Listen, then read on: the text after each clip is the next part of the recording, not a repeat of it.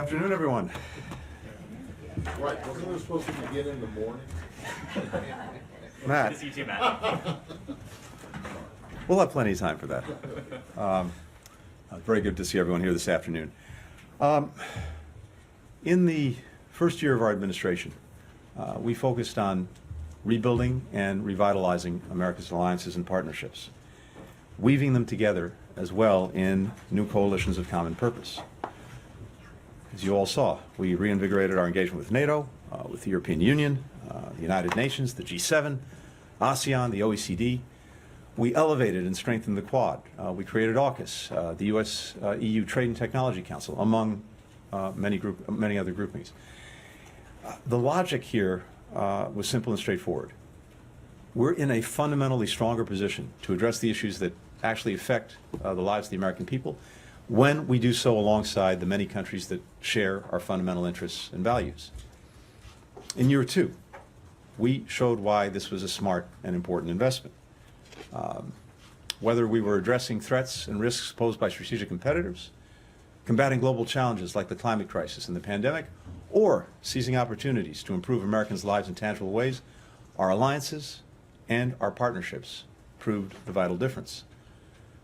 We kept up a pretty relentless pace of broadening and deepening our engagement across the world, hosting the Summit of the Americas, the U.S.-Africa Leaders Summit, the first ever U.S.-Pacific Island Country Summit, the U.S.-ASEAN Special Summit. We drew enormous power, as well as credibility, from unprecedented investments in our economic strength and technological edge here at home, the Bipartisan Infrastructure Law, the CHIPS Act, the Inflation Reduction Act.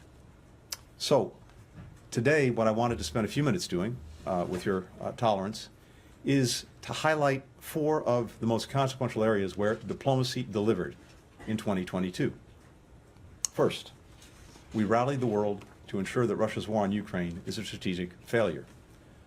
Since February 24th, we brought together dozens of allies and partners to promote security, economic and humanitarian support to the Ukrainian people as they stand up for their country's democracy, its sovereignty, and its independence. Our collective support, including now an additional $1.85 billion in U.S. military assistance the President announced yesterday, has enabled Ukraine's fighters to go on the counteroffensive, liberating their people, retaking more of their territory. NATO has never been stronger or more united. The alliance adopted a new strategic concept and added more forces and resources to our collective defense. We doubled the number of battle groups alongside NATO's eastern flank. We've increased deployments in the Baltics. We're on the cusp of adding Finland and Sweden as new members of the alliance. We worked with allies and partners to impose the strongest ever sanctions and export controls on President Putin and those enabling his war of aggression, significantly diminishing the Russian military's access to funds, to goods, to technologies that are critical to the war effort. By any measure, the Russian war machine is in dire straits.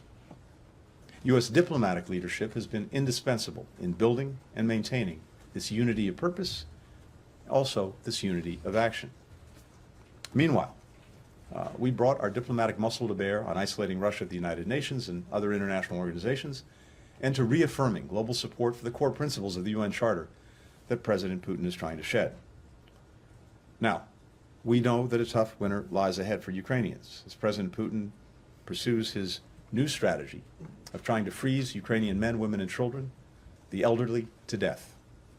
We're working with the G7 and other allies and partners to repair, to replace, and defend Ukraine's energy infrastructure, including bolstering its advanced air defense through precision systems like the Patriot missile battery that President Biden announced yesterday.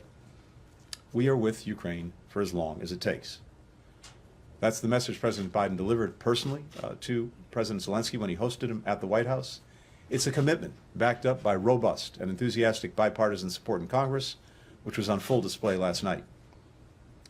Maintaining that support is crucial because President Putin continues to show no interest in meaningful diplomacy. We agree with President Zelensky that diplomacy is the only way to definitively end Russia's war. Until President Putin changes course, the best way to improve the prospects of a just and durable peace, to actually advance the prospects for meaningful diplomacy, is sustaining our strong support for Ukraine. Second, we accelerated strategic convergence with our allies and partners on the People's Republic of China. This is crucial, for while Russia poses an immediate threat to the free and open international system, the PRC is our only competitor with both the intent to reshape the international order and increasingly the economic, diplomatic, military, and technological power to advance that objective. Back in May, I set out our strategy to meet the challenge posed by the PRC.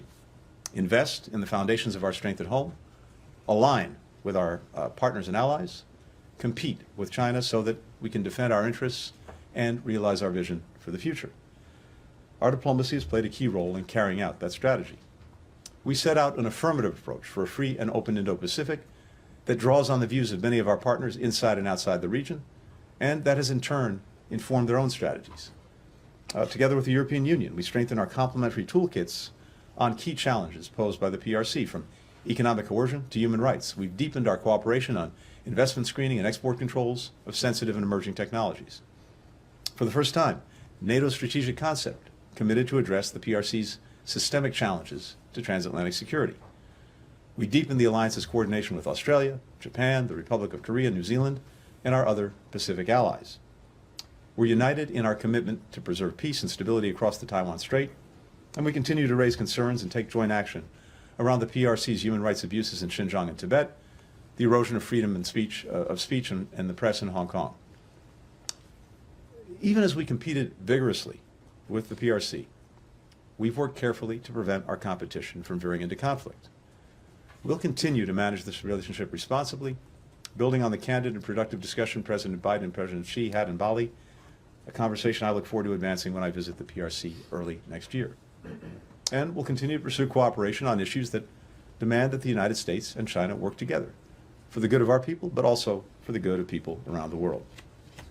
Third, we mobilized broad-based coalitions to deliver solutions to the shared global challenges that so many of us face, including on food security, on health, energy and climate, inclusive economic growth.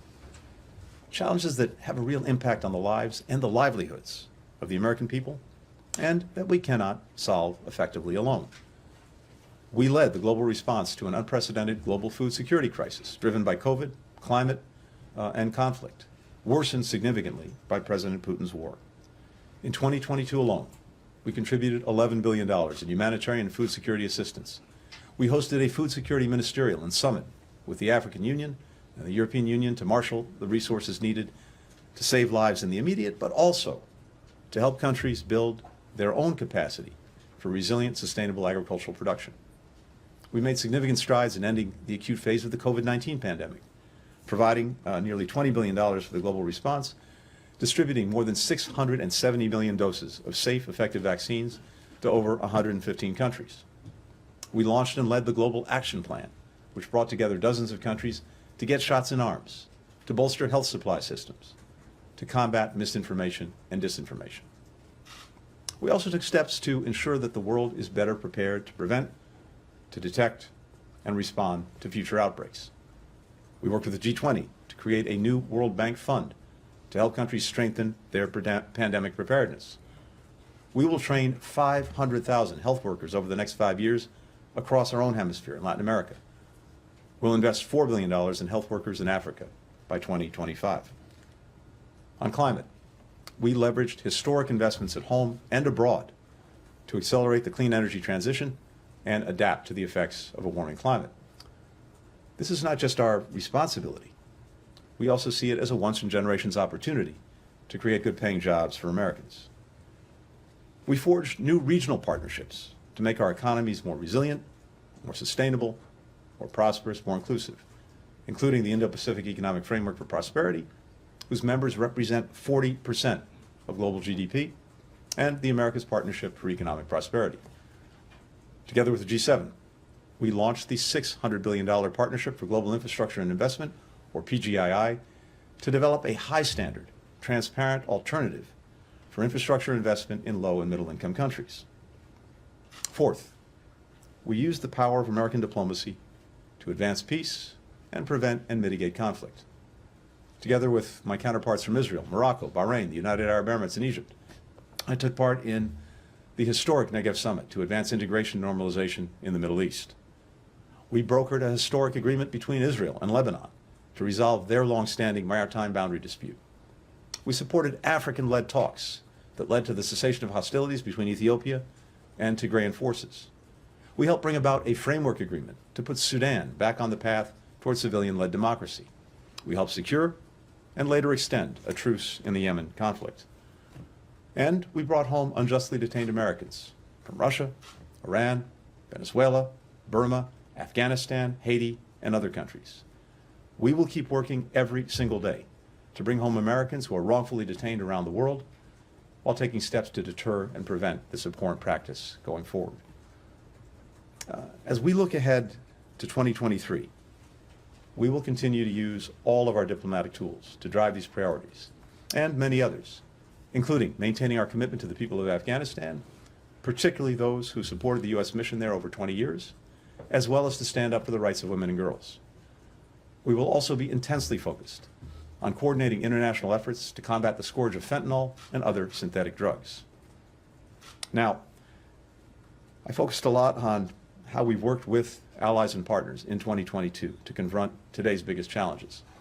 But even as we did that, we also took major steps here in this building to ensure that the State Department is positioned and empowered to meet today's challenges and tomorrow's. We launched a new Bureau for Cyberspace and Digital Policy. We notified Congress of our intent to create a new Bureau on Global Health Security and Diplomacy. We stood up a China House to lead the development and coordination of our policy toward the PRC. We expanded our diplomatic presence in the Indo-Pacific and brought on the biggest cohort of foreign and civil service officers in over a decade. And we made significant strides toward attracting and retaining a workforce that reflects one of our nation's greatest strengths, our diversity. Before I conclude, I want to acknowledge the we behind all of the hard-earned progress that we've made. That starts with the individuals who make up the Department of State, particularly our foreign and civil service officers, our locally employed staff. They're the ones who executed on this vision, day in, day out. And not just on the issues that I highlighted today, but across every facet of our foreign policy, working together with our colleagues from across the U.S. government, working as well with our foreign partners. I could not be prouder of my teammates. I also couldn't be more humbled by the opportunity to serve alongside them.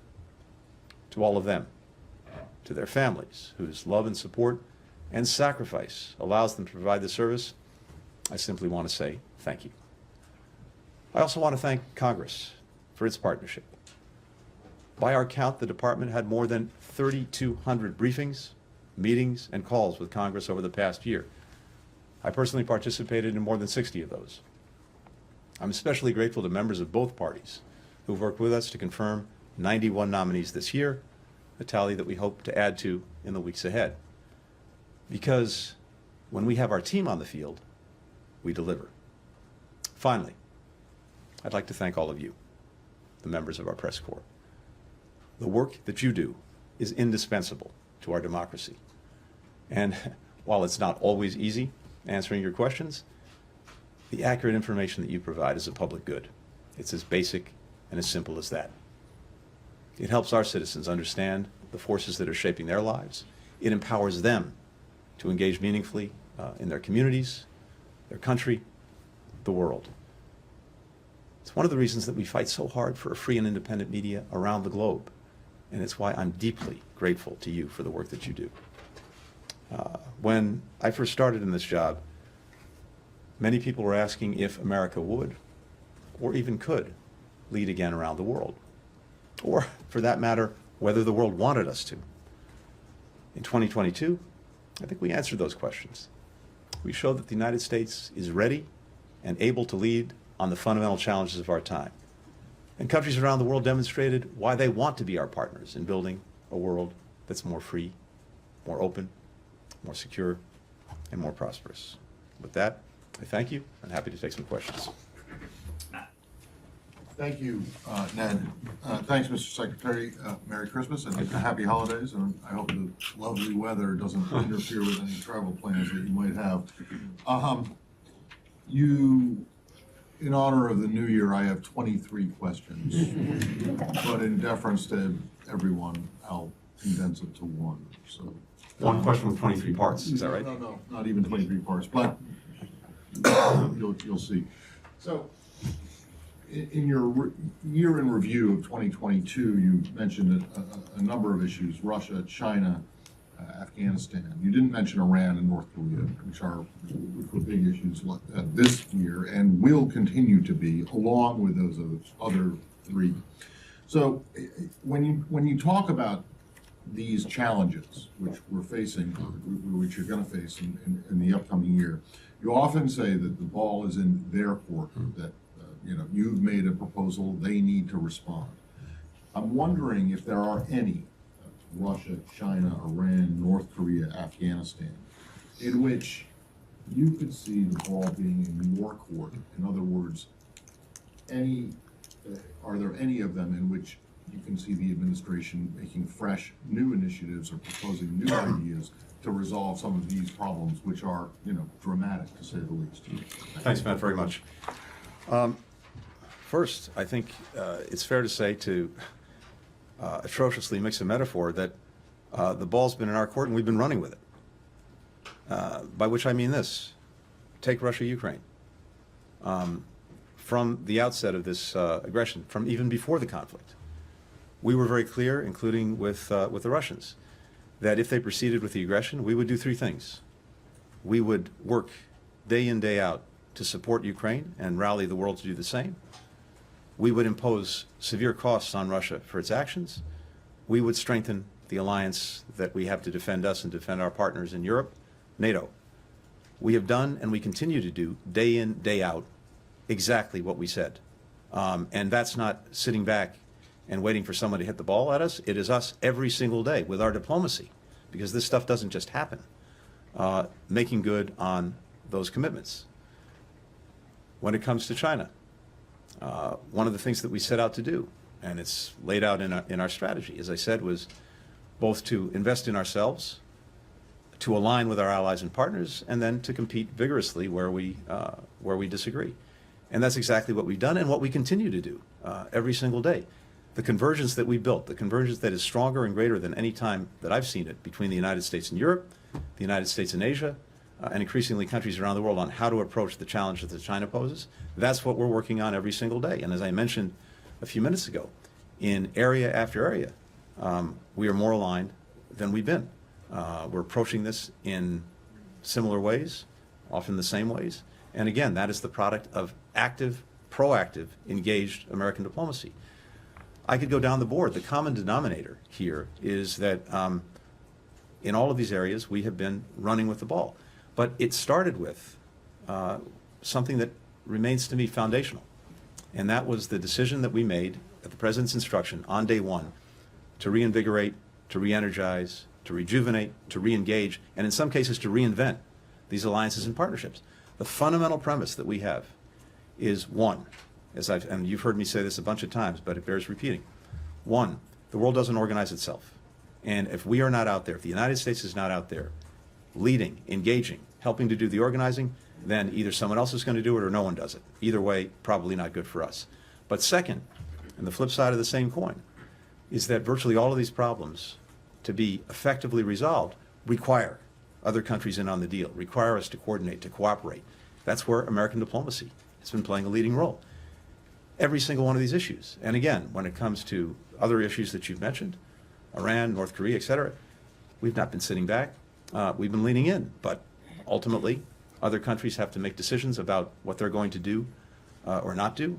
We continue to believe, for example, on Iran's nuclear program, that the best way to deal with this challenge, to deal with this threat, is through diplomacy. We've been engaged in intense diplomacy. But if Iran is not willing or able to do what's necessary to get back into compliance, well, that's part of the equation too. Michelle. Yeah, I want to pick up on this issue of alliances because the Biden administration came under a lot of criticism, including from allies, for its handling of the withdrawal from Afghanistan. I wonder if there were lessons learned that have been useful to you in managing these alliances now and dealing with Russia and China. And then also, just briefly, what, if anything, can the U.S. do now to support the women of Afghanistan? So second part first. The decision that we just heard come from the Taliban on denying opportunities for women to go to universities, girls to go to school, I think what you've already heard is a chorus of condemnation from around the world. And not only from us, but from countries, virtually every continent, including Muslim countries, which I think is in and of itself important and powerful. What they've done is to try to sentence Afghan women and girls to a dark future without opportunity. And the bottom line is that no country is going to be able to succeed, much less thrive, if it denies half its population the opportunity to contribute. And to be clear, and we're engaged with other countries on this right now, there are going to be costs if this is not reversed, if this is not changed. I'm not going to detail them today, but we will pursue them in coordination with allies and partners. And I can tell you as well that any prospect that the Taliban seeks for improved relations with the world, with the international community, which is something that they want and we know that they need, that is not going to happen if they continue on this course. More broadly, when it comes to Afghanistan, of course, as we've said, we have to learn the lessons of Afghanistan over the 20 years of the mission there, as well as the last year. I have to say, and if you go back and look at, for example, what the NATO Secretary General said and others have said, our consultations with allies and partners on Afghanistan in the moment were sustained, they were intense, and we strongly took note of everything that we heard from allies and partners in advance of the decisions that President Biden made and that we made. So I think this notion that that we hear from some about a lack of consultation is actually not borne out by the facts and also not borne out by what many of our allies and partners have said. I'll also say this. We ended America's longest war. For the first time in 20 years, Americans will not be coming home from Afghanistan in a body bag or grievously injured. We brought more than 120,000 people out of the country.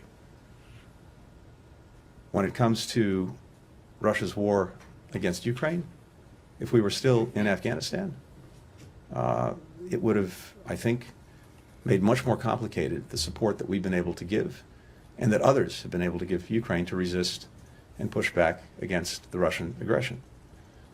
We heard predictions that leaving Afghanistan would result in a tsunami of refugees from Afghanistan. That to date has not happened.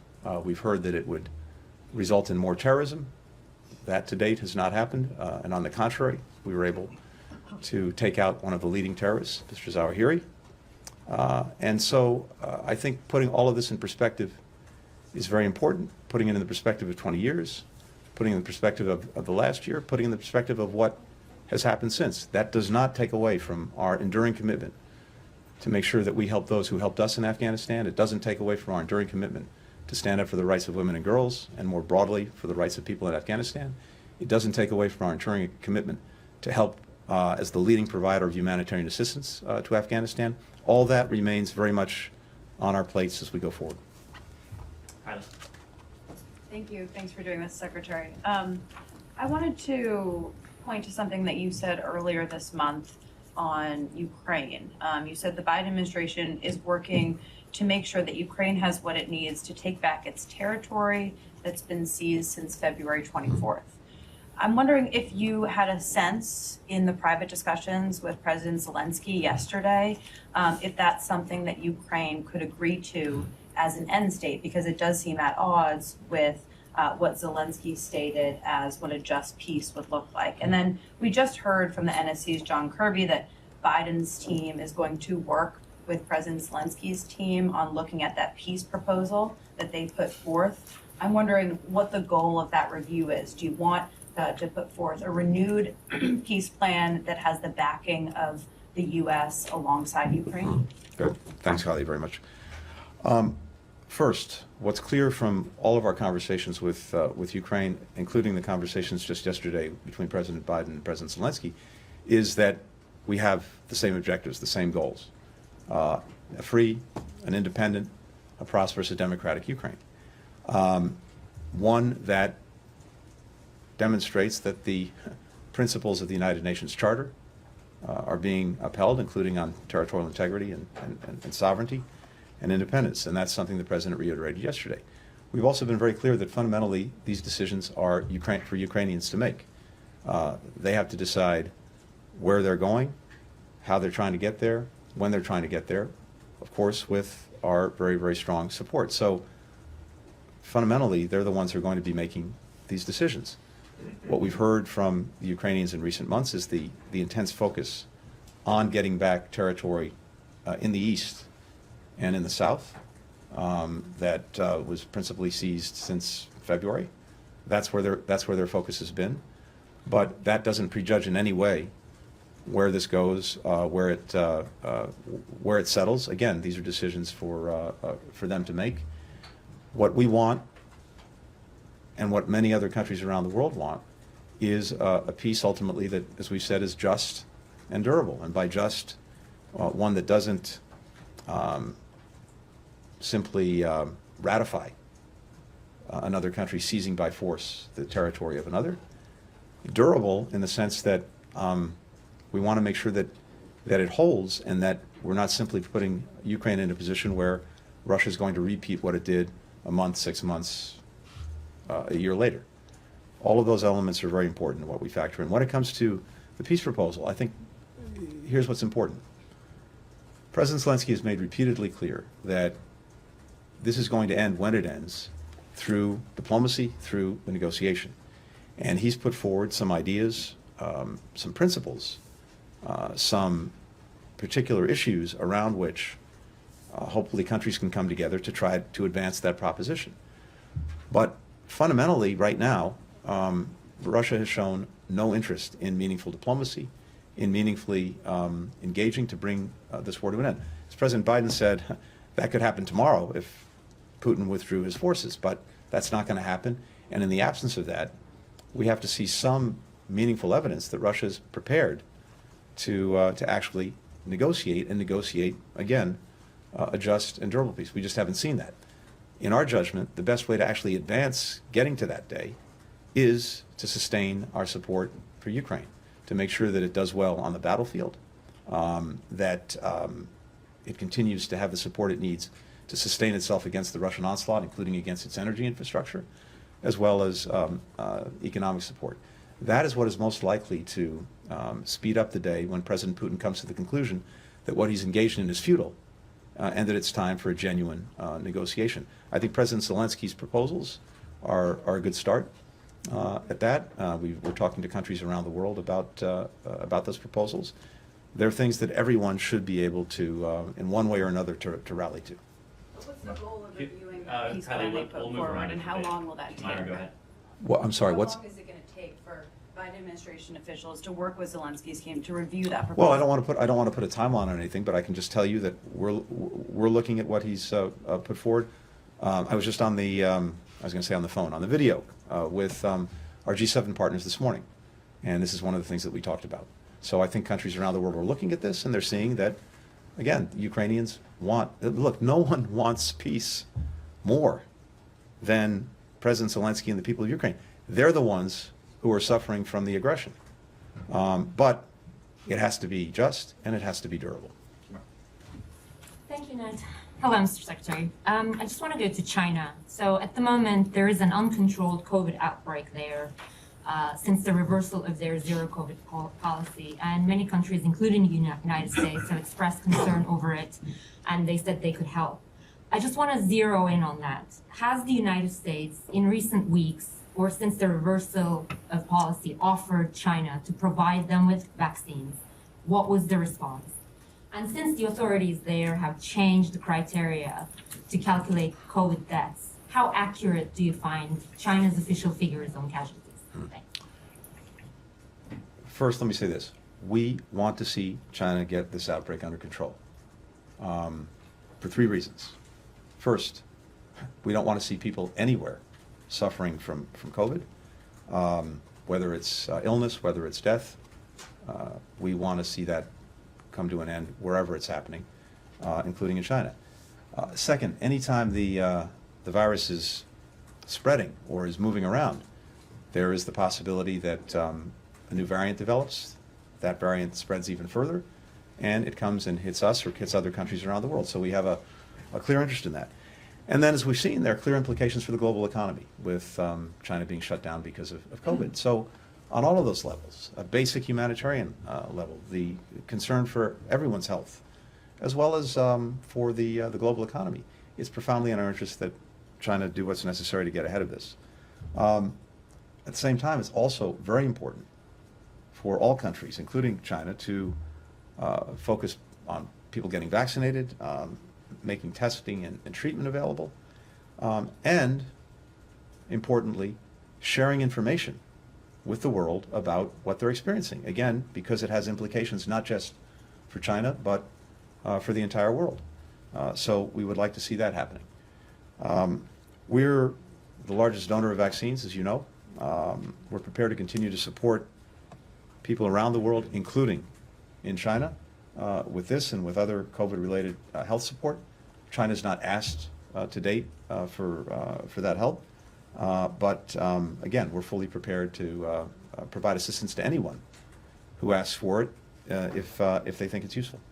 Farhad. Thank you, Secretary, for taking my question. You just mentioned right now that for the Iran nuclear deal, diplomacy is still the best option, while at the same time you are saying that the focus is the Iranian people asking or seeking their right. How can you, what sort of message are you sending to the Iranian people who are being repressed right now, and then the U.S. is going for a deal with the government that was the only government outside Russia that was yesterday mentioned by President Zelensky, a few meters away from here, saying that they are doing a terrorist action by providing drones. How can you add this up for the people of Iran?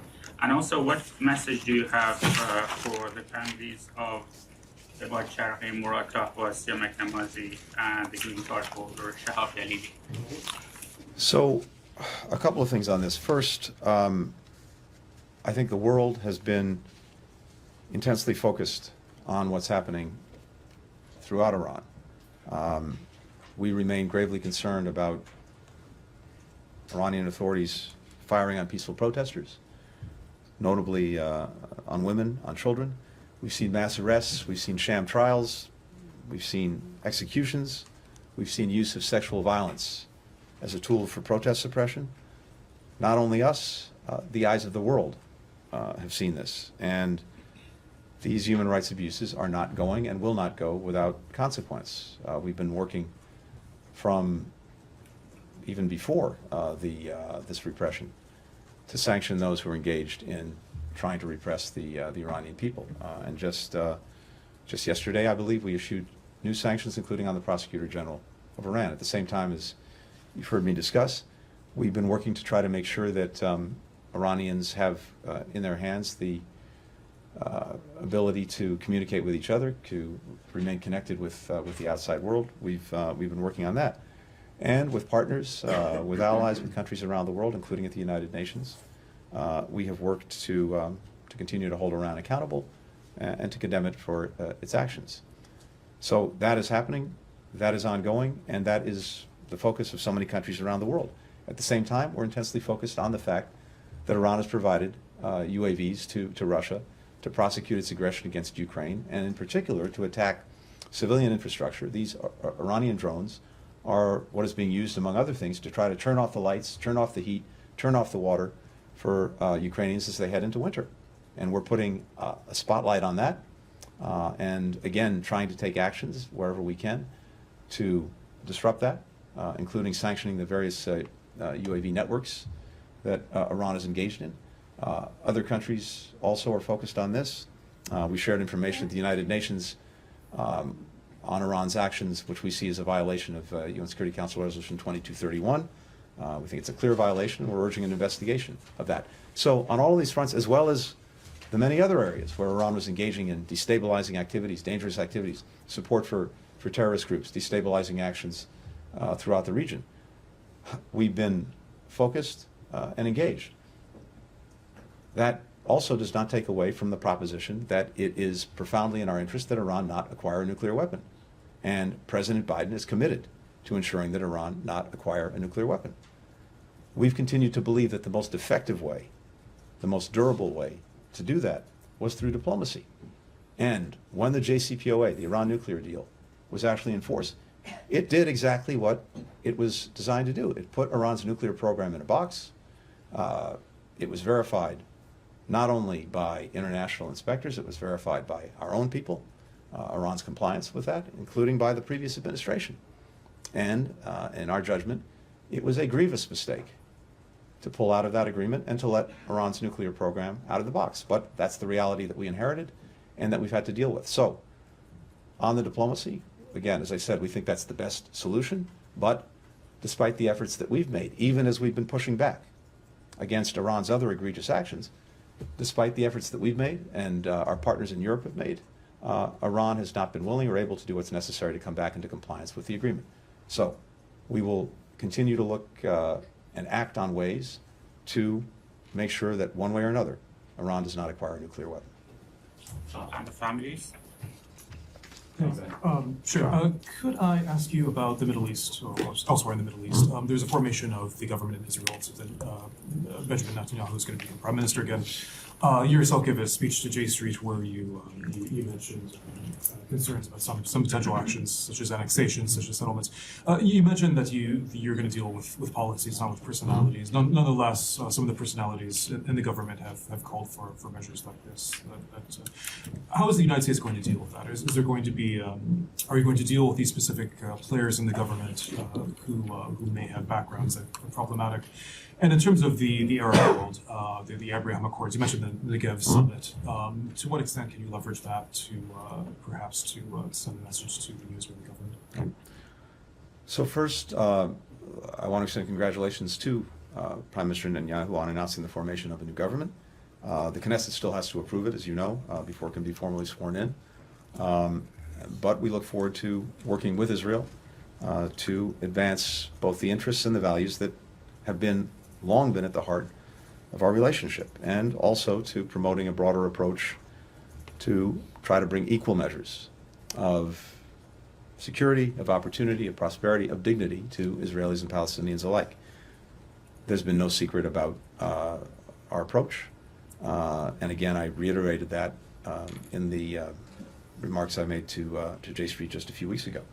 And as you noted, what I said then, what I'd repeat now, is that going forward, just as in the past, previous administrations on the Israeli side, on the American side, but previous American administrations have done, we will engage with and judge our partners in Israel on the basis of the policies they pursue, not the personalities that happen to form the government.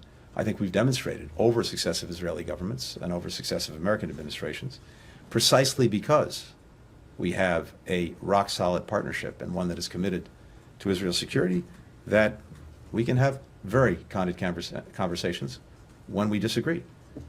That's not going to change either. Follow up. Courtney, go ahead. Thank you. Mr. Secretary, happy holidays. Thank you. The administration has maintained its position on diplomacy with North Korea over its missile program, even as Pyongyang's provocations have increased in both frequency and severity. And now the White House has confirmed North Korea's transfer of weapons to the Wagner Group. I'm just wondering, what does running with the ball look like in 2023? What is the outlook for the new year? Are you seeing it as being time to change course? And when you talk about alliances, are the U.S., Republic of Korea, and Japan agreed on how to proceed? We're in not only close communication and coordination, I think we're in very tight synchronization with the Republic of Korea and with Japan on the approach to North Korea. In fact, I think that alignment's not been stronger in recent years. So we're working together every single day. And when it comes to running with the ball, this is not only a question of condemning what North Korea has done and continues to do, the grievous violations of UN Security Council resolutions, the provocative actions, the threat to peace and security. Not only sanctioning these acts, as we continue to do, and bringing them to the United Nations, we continue to take actions to shore up our own defensive and deterrent capabilities and capacities, including working ever more closely with Japan, with Korea, on exercises, on preparedness, making sure that we and they have the systems in place to deter and ultimately defend against any North Korean aggression. All of that is ongoing. And I'd also note that the sanctions that we have put in place and that we're working to strongly enforce have put some constraints on North Korea's ability to continue to advance its missile and nuclear programs. Nonetheless, they are.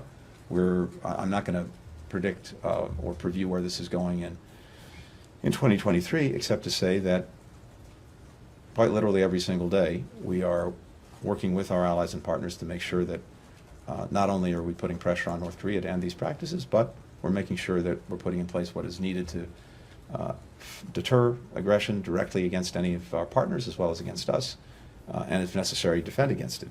Let me just add that China has an important role to play in this. It has the strongest, deepest relationship of any country in the world with North Korea. I think it's in China's interest not to see these kind of provocative actions continue. And we have conversations with China. This is something that President Xi and President Biden talked about. I expect I'll continue that conversation when I get to China early next year about what we hope that China will do to try to convince North Korea to move in another direction. We've said very clearly, and it remains the case, that we're open to diplomacy without any preconditions. We remain committed to seeing the denuclearization of the Korean Peninsula. To date, North Korea is not engaged on that basis, but that remains a possibility, and I think China can play a role in helping to move things in that direction. Take one final question, Missy. Thanks, Mr. Secretary. The Biden administration has promised to put human rights at the center of its foreign policy. And I understand, I've heard from you and from other senior members of the Biden administration that human rights is always part of the conversation, but is obviously not the only concern when the United States deals with its partners and any country. Looking back at the last 2 years, how well do you think the administration has done in getting the mix right and effectively using American leverage and influence to actually get results when it comes to human rights? And if there are any specific examples of where you think the United States has done well or not so well, that would be helpful. Sure. As you said very rightly, first, it's something that President Biden felt very strongly about putting back at the center of our foreign policy. And we've done that. We've done that in shining a spotlight on human rights abuses. We've done that in rallying other countries to speak out, stand up, and take action against these abuses. We've done that in the actions that we've taken ourselves. At the same time, again, as you rightly said, it's at the heart of our foreign policy. It's not the totality of our foreign policy. It's one of the critical elements that we look at and try to advance. But in every instance, we have to balance a multiplicity of interests. And at the same time, we have to make judgments about what is ultimately the most effective way to try and advance our commitment to human rights. And most of this, as with a lot of the things we do, are not like flipping a light switch. A lot of this is turning an aircraft carrier. And it takes time and it takes relentless effort. I mentioned earlier that we have greater convergence than I've seen in my experience with our closest allies and partners in Europe as well as in Asia on China. I think you see that playing out, for example, when it comes to human rights abuses that are being committed by China, whether it's in Xinjiang, Tibet, other places, including, for example, in growing convergence on export controls not only going to the most sensitive technologies that might help China advance its military capacity, but also technology that could be used for the surveillance of people and other tools of repression against the rights of minorities and others in China. Same thing in a number of other countries. Similarly, we've taken steps, and others have taken steps with us to try to help ensure that products that are made with forced labor in countries don't come into to our own country or to other countries. There are lots of places where we've seen human rights abuses committed in the context of larger conflicts. One way to make sure that we're actually getting at the upholding of human rights and the end of abuse is to try to resolve those conflicts. Yemen is an example of a place where we've invested tremendously in support of diplomacy to try to end the conflict. And for all of the fragility, we had a ceasefire that was extended. And even though it's now not been formally extended another time, in practice it's holding. That's allowed humanitarian assistance to get to people. It's also seen, I think, a reduction in abuses committed against civilians. Similarly, in Ethiopia, where we've labored in close partnership with African countries, including the African Union, but also including countries like Kenya, the practical effect of getting a cessation of hostilities, of getting the guns quiet, of getting humanitarian assistance into Tigray has also been to reduce, if not eliminate, the human rights abuses that were being committed as the conflict was raging. And we're focused now on making sure that we can get independent human rights monitors into Tigray to verify that there are no ongoing atrocities, even as we're looking for accountability for what's already taken place. In Ukraine, where we see human rights abuses being committed on an almost daily basis by Russian forces, we've put a bright spotlight on that. Not only have we put a spotlight on it, we've been working overtime to help collect the evidence and gather the information of these abuses. We're engaged across the international community, whether it's with the UN, whether it's with the International Criminal Court, whether it's looking at other mechanisms to make sure that not only is that information and evidence gathered, but that at the end of the day there will be accountability for these human rights abuses. And that's one way, as we put a spotlight on it, to deter it. So I think there are many other places where, in one way or another, the combination of putting a spotlight on something, taking concrete action, getting others to do the same, is making a difference. But the reality, of course, is that we continue to see abusive practices in many places. We will remain relentless in trying to stop it, to put a spotlight on it. And there's no one-size-fits-all approach. We're looking at each case, each instance, each place on its own terms, trying to make judgments each time about how we can actually be most effective in bringing these abuses to an end. Thank you. Thank you, everyone. Thank you. I really hope everyone gets a break, has time with family, with friends, and that we see you fully energized in 2023. Look forward to seeing you then. Thanks.